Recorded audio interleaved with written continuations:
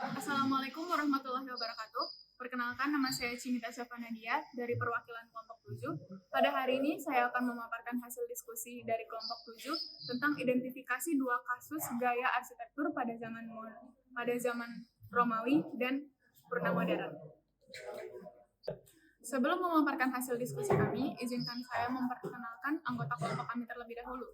Yang pertama ada Givari Anandian, kemudian Aisyah Mahira, kemudian Dwi Arini, kemudian ada Lai Rahmadi Lubis, kemudian Adiaksa Halis, kemudian Zaki Pradipa Rizal, dan yang terakhir Hayati Adawiyah.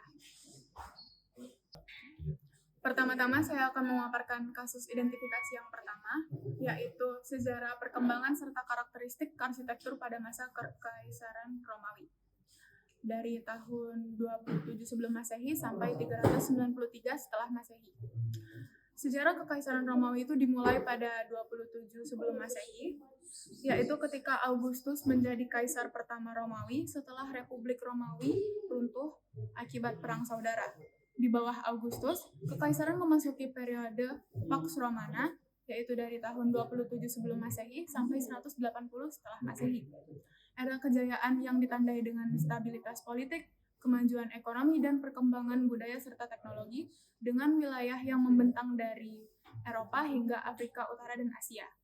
Kemudian ada abad ketiga, yaitu terjadilah krisis abad ketiga mengguncang kekaisaran dengan invasi, pemberontakan, dan keruntuhan ekonomi. Untuk mengatasi situasi ini, Diocletianus memperkenalkan patriarki, membagi kekaisaran menjadi 4 wilayah, sementara Konstantinus memindahkan ibu kota ke Konstantinopel dan mendukung agama Kristen sebagai fondasi baru kekaisaran.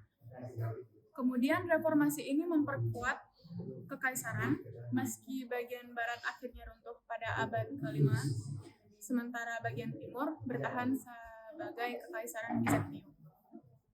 Pada kasus kedua, kami mengidentifikasi sejarah perkembangan karakteristik gaya arsitektur purna modern serta beberapa karya arsitek pada masa arsitektur purna modern. Salah satu arsitek pada masa purna modern yaitu Charles Moore. Arsitektur purna modern adalah sebuah gerakan arsitektur yang mulai berkembang pada pertengahan abad ke-20, sekitar tahun 1960-an hingga 1970-an. Sebagai reaksi terhadap modernisme, gerakan ini muncul dari kekecewaan terhadap arsitektur modern yang dianggap terlalu fungsional, impersonal, dan kurang mempertimbangkan konteks budaya atau estetika lokal. Arsitek postmodern membawa perubahan dengan memperkenalkan elemen-elemen dekoratif, simbolisme, dan permainan bentuk untuk menciptakan arsitektur yang lebih humanis, beragam dan berorientasi pada pengalaman pengguna. Baiklah, saya akan menjelaskan mengenai perbedaan antara gaya arsitektur Kekaisaran Romawi dan juga arsitektur purna modern. Untuk arsitektur Kekaisaran Romawi, yaitu pada sejarah dan tujuan. Pada masa Kekaisaran Romawi, arsitektur berkembang dalam konteks kekaisaran yang membutuhkan bangunan megah, monumental, guna untuk menunjukkan kekuatan, kejayaan, dan kekuasaan yang dimilikinya. Pada masa ini, arsitektur lebih banyak difokuskan pada bangunan monumental seperti kuil, tempat ibadah, dan juga tempat hiburan seperti teater. Sedangkan untuk materialnya, arsitektur Kekaisaran Romawi menggunakan material batu, marmer, beton Romawi, dan juga bata. Banyak inovasi arsitektur pada masa Kekaisaran Romawi yang diawali dengan munculnya inovasi beton Romawi, yang dimana hal ini melahirkan bentuk kubah dan juga lengkungan yang menjadi karakteristik bangunan pada masa itu. Untuk gaya dan bentuk, pada arsitektur masa Romawi cenderung monumental, simetris, dengan proporsi harmonis, serta banyak menggunakan bentuk-bentuk desain klasik yang diadaptasi dari gaya Yunani. Untuk fungsi dan tata kota, arsitektur Kekaisaran Romawi bagi bangsa Romawi sendiri mengutamakan perencanaan kota yang terstruktur dengan forum, basilika, akuaduk, amphitheater, dan juga jalan yang tertata rapi. Baik, saya akan melanjutkan pembahasan tentang perbedaan gaya arsitektur Kekaisaran Romawi dan arsitektur purna modern. Yang pertama adalah sejarah dan tujuan. Arsitektur purna modern. Dari sejarahnya, gaya arsitektur purna modern merupakan respon atau pertentangan terhadap arsitektur modern yang dianggap terlalu kaku dan fungsional. Gaya ini tidak lagi menekankan kemegahan bangunan yang dibangun, seperti pada masa Kekaisaran Romawi. Namun gaya ini lebih menekankan pada ekspresi, ironi, dan elemen dekoratif yang diambil dari sejarah. Kemudian selanjutnya adalah material. Pada masa purna modern ini, mereka menggunakan material yang lebih modern seperti baja, beton bertulang, kaca, dan komposit. Material ini banyak digunakan karena dapat memberikan bentuk desain yang lebih fleksibel, inovatif, dan estetik. Yang ketiga ada pada gaya dan bentuk. Pada masa purna modern tidak terikat pada aturan simetris atau bentuk standar. Pada hal ini, ia menggabungkan berbagai elemen dari era yang berbeda, bahkan sering menampilkan bentuk yang tidak konvensional. Yang keempat dan yang terakhir, arsitektur purna modern. Bagi gaya purna modern, ia tidak mengikuti pola tata kota yang kaku. Ia lebih cenderung eksperimental dengan bangunan yang bersifat unik dan individualis dalam lanskap kota. Baiklah, di sini saya akan melanjutkan materi dari kedua gaya arsitektur, arsitektur Kekaisaran Romawi. Ada beberapa poin-poin dari materi ini, yaitu yang pertama adalah ornamen dan dekorasi. Pada poin ini, arsitektur Kekaisaran Romawi menggunakan relief, patung, dan mozaik dalam memberikan dekorasi bangunan agar terlihat lebih indah.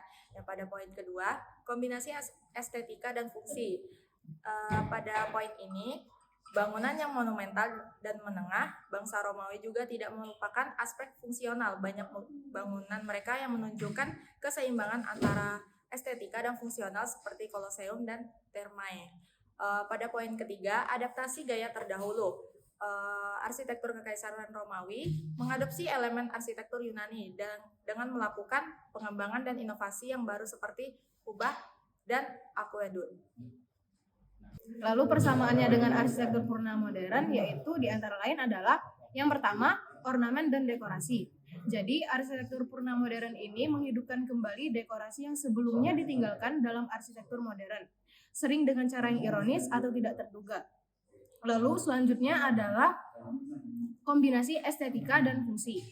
Jadi, walaupun gaya ini sering dianggap terlalu eksperimental, tetapi bangunan dari gaya purna modern ini tetap mempertahankan fungsi dasarnya. Contohnya adalah seperti desain museum, pusat perbelanjaan, ataupun hotel dengan desain yang unik.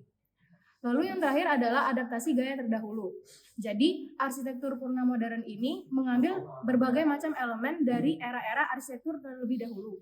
Jadi, termasuk gaya arsitektur Romawi, Yunani, dan juga Barok. Hal ini dilakukan untuk menciptakan bentuk baru yang unik serta mengangkat nilai sejarah terdahulu. Dari kedua kasus yang kami identifikasi, terdapat hubungan antara fungsi dan bentuk. Mari kita breakdown dari arsitektur Kekaisaran Romawi. Pada Kekaisaran Romawi, arsitekturnya lebih mengutamakan fungsi dibandingkan bentuk.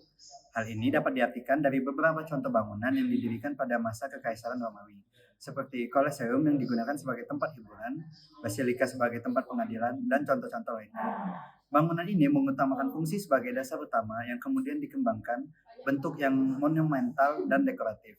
Bentuk bangunan pada masa Romawi sering disesuaikan dengan kebutuhan praktis, namun tetap dibuat megah dan simetris sebagai simbol kekuasaan. Yang pertama, ada bentuk dari arsitektur Kekaisaran Romawi. Pada masa Romawi, bangunan itu dibuat berdasarkan kebutuhan praktis, seperti basilika untuk pengadilan, aqueduct untuk menyalurkan air, dan amphitheater untuk hiburan. Lalu secara fungsi, pada masa Romawi, bentuk bangunan cenderung monumental dan simetris, dengan penggunaan kolom, kubah, dan lengkungan untuk menciptakan kesan kekokohan dan kejayaan. Selanjutnya, ada arsitektur pada masa purna modern. Pada arsitektur purna modern, berbeda dengan arsitektur bangsa Romawi yang mengedepankan fungsional. Gaya purna modern ini memberikan konsep penolakan dari konsep less is more, atau diartikan bentuk bisa lebih bebas, dengan tetap mempertahankan fungsinya. Gaya ini tidak mengikuti aturan yang kaku dalam bentuk desain. Kombinasi berbagai bentuk dan elemen sejarah sering digunakan untuk menciptakan pengalaman yang unik. Sehingga bentuk bangunan lebih eksperimental dengan perpaduan nilai-nilai sejarah, tapi tetap memenuhi nilai fungsinya. Secara bentuk sendiri, pada masa purna modern, fungsi bangunan tidak selalu terikat pada aturan tradisional. Sebuah gedung perkantoran bisa berbentuk seperti kuil ataupun benda abstrak. Lalu secara fungsi sendiri, pada masa purna modern, bentuk bangunan lebih eksperimental dan dinamis, seringkali menggunakan asimetri, humor, dan kombinasi berbagai elemen. Baiklah, saya akan menjelaskan materi yang terakhir mengenai makna pengertian arsitektur menurut kasus identifikasi pertama dan kedua. Pada kasus identifikasi pertama, bangsa Romawi mengartikan arsitektur bukan hanya berfungsi sebagai pembangunan secara fisik, namun juga sebagai alat politik, sosial, dan budaya yang mana memberikan dampak timbulnya identitas peradaban bangsa Romawi pada saat itu. Pada kasus identifikasi kedua, arsitektur purna modern atau postmodern yang lebih kita kenal muncul pada abad pertengahan ke-20 sebagai reaksi terhadap keseragaman dan kekakuan arsitektur modern.